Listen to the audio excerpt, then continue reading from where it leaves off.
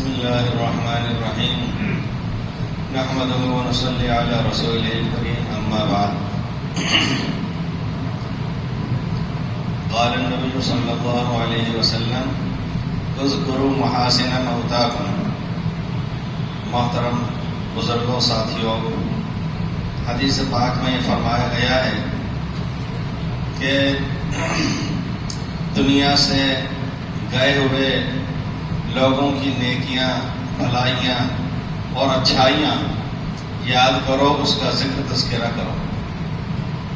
اور اس سے بہتر کون سا موقع ہو سکتا ہے کہ کوئی شخصیت دنیا سے چلی گئی ہو. اس لیے کہ حدیث پاک میں مشکوٰۃ شریف میں یہ بھی ہے کہ گئے ہوئے لوگوں کی پیروی کرو، گئے ہوئے لوگوں کے نقش قدم پر چلو. اس لیے کہ جو شخص زندہ ہے، موجود ہے، ابھی اس پر اطمینان نہیں کیا جا سکتا. لیکن جب کوئی دنیا سے چلا گیا، اس کا حسن خاتمہ ہوا، اب کسی طرح کے شر کا، کسی دوسرے پہلو کا امکان نہیں رہا. حضرت قاری اسماعیل بسم اللہ صاحب ان نیک لوگوں میں، متقی لوگوں میں، متحرک اور فعال لوگوں میں سے رہے ہیں جنہوں نے ملک کے اندر بڑے پیمانے پر ادارہ قائم کیا اور ادارہ بھی وہ چلایا. اس ادارے کے وہ ناظم اور محتمم اور بانی مبانی رہے، جس ادارے کے لیے کہا جا سکتا ہے کہ انہوں نے خود نے کنواں کھودا اور پانی نکالا. ورنہ عام طور پر چلتے ہوئے پہلے سے قدیم مدارس کے مناصب اور عہدوں پر فائز ہونے کا بہت سی شخصیات کو موقع ملتا ہے. ایک کام چلا آ رہا ہوتا ہے تو بعد میں آنے والے کے لیے بھی بہت آسانی ہو جاتی ہے. لیکن دقت طلب بات یہ ہے کہ کوئی شخص کسی بنجر علاقے کے اندر زمین کو ہموار کرے، آبیاری کرے، اس میں نشو و نما کی کوشش کرے، اس میں کچھ نباتات اگانے کی کوشش کرے اور اس کے اندر ایسے بیج بو دے کہ جو ثمر آور درخت کی صورت میں نمودار ہو جائیں.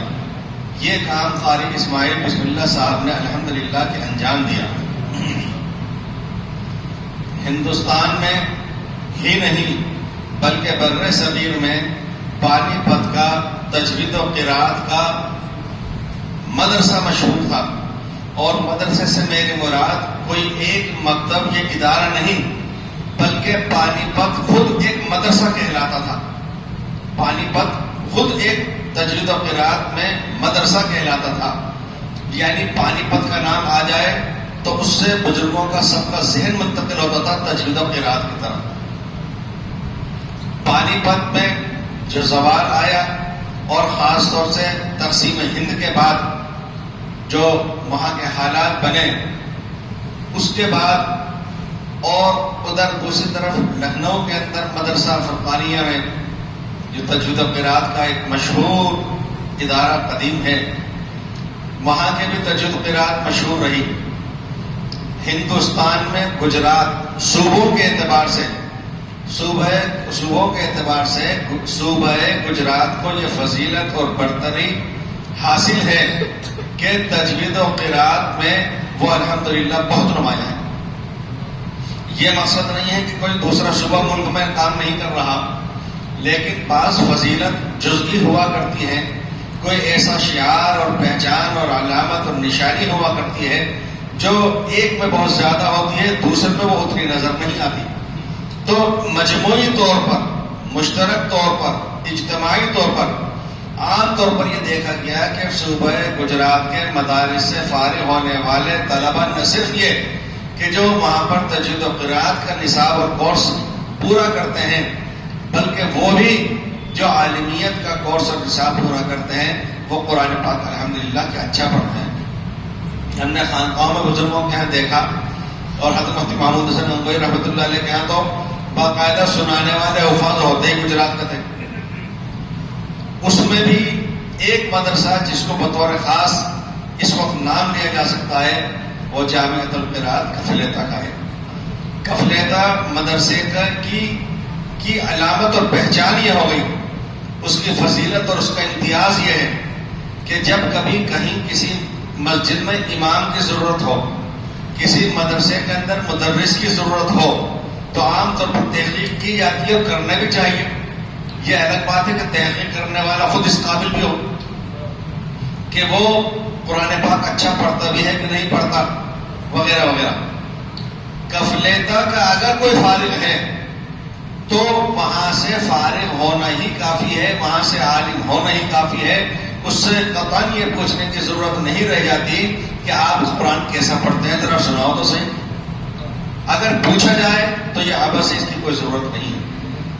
تو یہ فضیلت ہے کہ انہوں نے تجوید و قرات کا تو کورس اپنی جگہ، لیکن جو بھی عالمیت میں داخلہ لیتا ہے اس کو ہر سال وہ نصابی اعتبار سے اتنا پڑھاتے ہیں اور مشق کراتے ہیں کہ فارغ ہونے تک وہ قاری صاحب بن جاتا ہے۔ یہ وہاں کی خاص بات ہے۔ حضرت حکیم مفتی احمد حسن خان صاحب رحمۃ اللہ علیہ اپنے آخری دور میں روئے زمین پر اجازت حدیث میں سب سے زیادہ معزز، مکرم، مشتہر، متعارف، معتمد، مستند شخصیت رہے ہیں۔ اس وقت اطراف عالم سے، ممالک عربیہ سے، یورپ، امریکہ، افریقہ سے بڑی بڑی شخصیات، علماء، محدثین آتے تھے ان کے پاس۔ اسی ذیل میں حضرت قاری اسماعیل بسم اللہ صاحب بھی بعض بڑے علماء کو جو افریقہ سے یا یورپ سے تعلق رکھتے تھے وقتاً فوقتاً مفتی صاحب کے یہاں لے کر آتے تھے۔ وہاں پر میرا ان سے اور ان کا مجھ سے تعارف کا ایک سلسلہ شروع ہوا۔ قاری اسماعیل صاحب نے بارہا اس پر زور دیا اور انہوں نے کئی دفعہ دعوت بھی دی، حتیٰ کہ انہوں نے ابھی جن مسابقات کا ذکر کیا گیا تھا وہاں ہوتے رہتے ہیں، تو ماشاءاللہ مجھے کئی مرتبہ ان مسابقات میں بطور حکم کے بھی بلایا گیا۔ یہ الگ بات ہے کہ میں اپنے آزار اور اشغال کی وجہ سے نہیں جا سکا۔ اس کے علاوہ انہوں نے اجازت حدیث، قرات حدیث کے لیے بھی مجھ پر کئی دفعہ زور لگایا اور دعوت دی کہ آپ تشریف لائیں تو ہم وہاں پر قرات حدیث کی مجالس قائم کرنا چاہتے ہیں۔ ہفتہ 10 دن لگتا ہے کتاب میں، لیکن یہ بھی بات ایسی رہی کہ ان کی زندگی میں تو یہ اتفاق ہے کہ وہ نہیں ہو سکا۔ تو قاری اسماعیل بسم اللہ صاحب بارہا دیگر علماء کو لے کر آیا کرتے تھے۔ اس وقت میری ان سے وہاں ملاقات ہوا کرتی تھی۔ دواخانے میں بھی کئی دفعہ آئے۔ مولانا دروغ صاحب، حضرت مولانا مسیح اللہ خان صاحب جلال آبادی کے خلیفہ ہیں، لندن میں رہتے ہیں، وہ بھی تشریف لائے اور متعدد حضرات آئے۔ قاری اسماعیل صاحب بہرحال ان حضرات میں سے رہے ہیں جنہوں نے قرآن کریم کی خدمات انجام دی ہیں، جنہوں نے ادارہ اگر دیکھا جائے تو صرف ادارے کو دیکھ کر اور اس کی تاریخ اگر معلوم نہ ہو تو کوئی بھی دیکھنے والا یہ یقین نہیں کر سکتا کہ اس کو 31 سال ہوئے ہیں۔ اس کا بنا ہوا انداز، اس کی تعمیرات، اس کی بلڈنگیں، منازل، مجھے جعفر بھائی صورتی جو دعوت تبلیغ کے وہاں کے ذمہ داران میں سے ہیں، انہوں نے بتلایا کہ ہمیں جب اجتماعات جوڑ وغیرہ کرنے ہوتے ہیں تو ہم پہلی کوشش کرتے ہیں کہ کفلیتا میں ہو جائے۔ میں نے پوچھا اس کی وجہ؟ اس کی وجہ یہ ہے کہ قیام کام میں، نظام میں ہمیں آسانی ہو جاتی ہے۔ اتنے کمرے، اتنی تعمیرات ہیں کہ آنے والے سب مہمان وہاں پر ماشاءاللہ اقامت پذیر ہو جاتے ہیں، ان کی خدمت آسانی سے ہو جاتی ہے۔ تو بعض حضرات اپنی ذات سے عالم فاضل تو ہوتے ہیں لیکن انتظامی صلاحیت ان میں نہیں ہوتی، اور بعض حضرات وہ ہوتے ہیں جن میں ساتھ ساتھ انتظامی صلاحیت بھی ہوتی ہے۔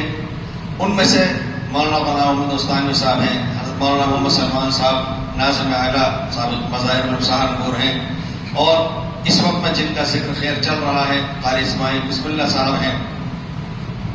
بعض تعزیتیں انفرادی طور پر کی جاتی ہیں، صرف گھر والوں سے کی جاتی ہیں، اس لیے کہ کچھ لوگ ہوتے اسی سطح کے ہیں کہ ان کی تعزیت صرف ان کے گھر والوں سے کر لیا ہے، لیکن بعض شخصیات ایسی وسعت رکھتی ہیں اور اتنا پھیلا ہوا ان کا نظام اور ان کا علاقہ، ان کا تعلق ہوا کرتا ہے، ان کا فیض ہوا کرتا ہے، یا کہیے کہ ان کے احسانات اتنے بکھرے ہوئے متعدد مقامات پر ہوتے ہیں کہ ان کی تعزیت عمومی طور پر بھی کیا جانا ان کا حق بن جاتا ہے۔ اب اس وقت میں معلوم ہوا اشرف صاحب سے کہ ماشاءاللہ 25 کے قریب فارغین قافلے تک یہاں ہیں، اور بہت سارے 10-12 کے قریب تو ماشاءاللہ وہاں پہنچ گئے، لیکن ان کو بھی یہ احساس تھا کہ اگر وہاں تک نہیں پہنچ سکے تو کم سے کم ایک مجلس یہیں پہ منعقد ہو جائے۔ اللہ تعالیٰ شانہ قاری صاحب کا نعم البدل عطا فرمائے، اور ان کے ادارے کو دونی رات چوگنی ترقیات عطا فرمائے۔ وہ ایک سسٹم چھوڑ کے گئے، میں نے عرض کیا تھا کہ انتظامی صلاحیت، جس میں انتظامی صلاحیت نہیں ہوتی ہے وہ کبھی بھی اپنے سامنے کی سوچ کے نہیں کام کرتا، وہ اپنے سے آگے کی سوچ کے کام کرتا ہے۔ جیسا کہ سنا گیا ہے بزرگوں سے کہ حضرت جی مولانا الیاس رحمۃ اللہ علیہ جب وہاں تعمیرات ہو رہی تھی بغل علی مسجد میں، تو وہ فرماتے تھے کہ روشن دان بڑے رکھنا اور کمرے بڑے رکھنا، اور یہاں فلاں جگہ سے آئیں گے، باہر سے آئیں گے۔ تو بہرحال بزرگوں کی نظر دور اندیش ہوتی ہے، عاقبت اندیش ہوا کرتی ہے، آگے تک کی سوچتی ہے۔